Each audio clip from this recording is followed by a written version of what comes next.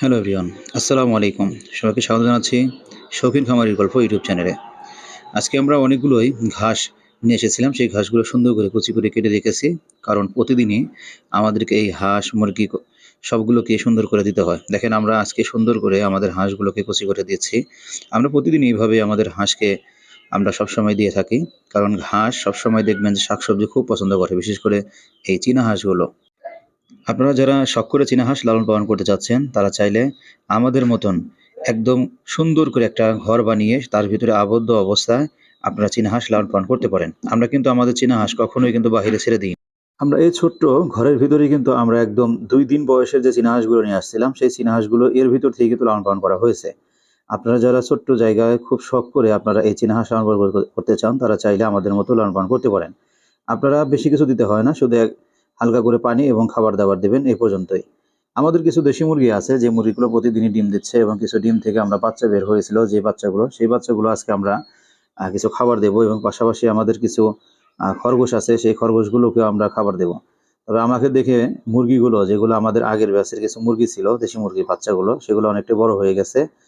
এই মুরগির বাচ্চাগুলো দেখি ছটফট করা শুরু করছে আমার খাবার নেওয়া দেখে। দেখেন, আমরা ওদেরকে কিছু খাবার দেবো। মাশাআল্লাহ আগের থেকে অনেকটাই বড় হয়ে গেছে এই মুরগিগুলো, আগের ব্যাচের যেহেতু মুরগি। আলহামদুলিল্লাহ ২য় ব্যাচের মুরগি বেশি একটা বের হয়নি, যেহেতু আমরা মুরগির নিচে কয়েকটা ডিম দিয়েছিলাম। আর ৩য় ব্যাচে আমরা বেশ কিছু বাচ্চা পেয়েছি, সেগুলো আমরা আমাদের ইনকিউবেটরে ডিম দিয়েছিলাম। সেখান থেকেই আসলে যে ডিমগুলো থেকে বাচ্চা বের হয়েছে, সেগুলো আমরা ৩য় ব্যাচে মাশাআল্লাহ অনেকগুলো বাচ্চা বের হয়েছে। আর এই দেখেন ওরা কিন্তু আসলে খাবারের জন্য দেখেন অতুল হয়ে গেছে, আতুল-মতুল হয়ে গেছে যে কি করবে না করবে। দেখেন খাবার দেওয়া মাত্রই একে অপরের উপরে ঝাঁপিয়ে পড়ছে যে খাবার খাবে নাকি একজন আরেকজনের উপরে উঠবে, সেই প্রতিযোগিতা চলছে এদের মধ্যে। দেশি মুরগি লালন পালন করতে হলে অবশ্যই আপনার দেশি খাবার-দাবার আপনার বেশি করে আপনার দিতে হবে। তা না হলে কিন্তু দেশি মুরগির যে আপনার একটা গ্রোথ থাকে বা দেশি মুরগির একটা স্বাদ থাকে, সেই স্বাদটা কিন্তু বেশি একটা থাকবে না।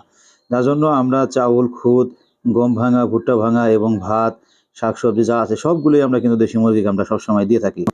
আর আমাদের এখানে যে কোয়েল পাখিগুলো আছে মাশাআল্লাহ, এখন প্রতিদিনই আমরা এই ৬ টা কোয়েল পাখি থেকে আমরা প্রতিদিনই ৪ টা করে ডিম পাচ্ছি। সেই ৪ টা থেকে আমরা মোট টোটালে আমরা এই ৪ নম্বর ব্যাচে কিছু কোয়েল পাখির ডিম আমরা বসিয়ে দিয়েছি। টোটালি মনে হয় ৫০ টা ডিম আমরা বসিয়ে দিয়েছি এবং পাশাপাশি কিছু কোয়েল পাখির ডিমও আমরা বসিয়ে দিয়েছি। আম আমরা ধীরে, ধীরে একটা জিনিস আমরা চিন্তা ভাবনা করছি যে আমাদের যে কোয়েল পাখিগুলো আছে, সেই কোয়েল পাখিগুলো আমরা বেশি করে ডিম ফোটাবো। আর সেই ডিম দিয়ে আমরা বড় একটা খামার করার চিন্তা ভাবনা আছে, বিশেষ করে কোয়েল পাখির। যে ১০০ পিস বাচ্চা হবে ইনশাআল্লাহ, ১০০ পিস থেকে আমরা কিভাবে প্রোডাকশন পাই সেগুলো আমরা আ ধীরে, ধীরে সামনের দিকে আগাচ্ছি। কারণ ছোট থেকে বড় হওয়াটাই আসলে আমি মনে করি সবচাইতে বেটার। আমি চাইলে কিন্তু আমি হাট বাজার থেকে বা কারো কাছ থেকে সংগ্রহ করতে পারতাম কোয়েল পাখি। আসলে সংগ্রহ করিনি, কারণ ছোট থেকে বড় হওয়াটা আসলে বেশি একটা সবারই যেরকম মনে করেন যে ছোট থেকে বড় হওয়াটা একটা মনে করেন যে পাখি লালন পালন করেন সম্পর্কে একটু ভালো একটা জানা যায়। আমাদের এই যে যেগুলো আপনারা ভিডিওতে দেখতে পাচ্ছেন কিছু খরগোশগুলো, এই খরগোশগুলো কিন্তু ৩ পিস ফিমেল, ১ পিস মেল। এর আগের ভিডিওতে আপনাদেরকে জানিয়েছিলাম।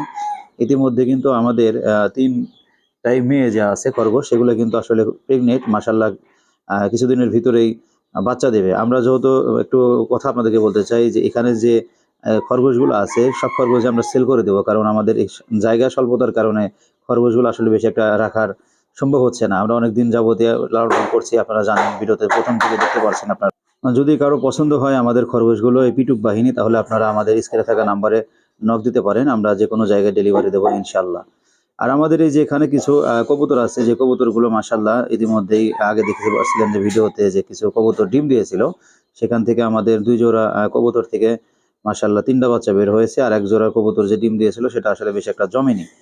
এই দেখতে পাচ্ছেন আমাদের ১ম যে ডিম দিয়েছিল সেখান থেকে ২ টা বাচ্চা বের হয়েছে আলহামদুলিল্লাহ। আরেকটা থেকে একটা বের হয়েছে এবং আর যে কয়েকটা আছে সেগুলো থেকে আসলে ডিম পাইনি। মানে ডিম পেয়েছিলাম কিন্তু বাচ্চা পাইনি। এটা আমাদের আগের ব্যাচের কিছু ডিম থেকে যে কোয়েল পাখির বাচ্চা বের হয়েছিল সেগুলো আপনাদেরকে ভিডিওতে দেখাচ্ছি। মাশাআল্লাহ আগে থেকে দেখেন অনেকটাই বড় হয়ে গেছে।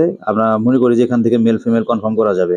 এখানে আমাদের ৩য় ব্যাচের কিছু দেশি মুরগির বাচ্চা আছে। অনেকজন ফোন দিয়েছিলেন বাচ্চা লাগবে। যদি কারো দেশি মুরগির বাচ্চা লাগে তাহলে আমাদের স্ক্রিনে থাকা নাম্বারে যোগাযোগ করতে পারেন। এখন যে বাচ্চাগুলো দেখতে পাচ্ছেন এই বাচ্চাগুলোর বয়স ১ মাসের উপরে। চাইলে আপনারা যোগাযোগ করতে পারেন। যাই হোক, আমরা নতুন করে যে ইনকিউবেটরে যে কিছু ডিম দিয়েছি সেগুলো আপনাদেরকে একটু দেখাবো। কোয়েল পাখির ডিম দিয়েছি এবং পাশাপাশি কিং কোয়েল এর ডিম দিয়েছি এবং টাইগার মুরগির ডিম এবং দেশি মুরগির ডিমগুলো দিয়েছি। আলহামদুলিল্লাহ কিছুদিনের ভিতরে বাচ্চাগুলো ফুটবে। আজকের ভিডিওটা এই পর্যন্তই। সবাই ভালো থাকবেন, সুস্থ থাকবেন। আসসালামু আলাইকুম ওয়া রাহমাতুল্লাহি ওয়া বারাকাতুহু।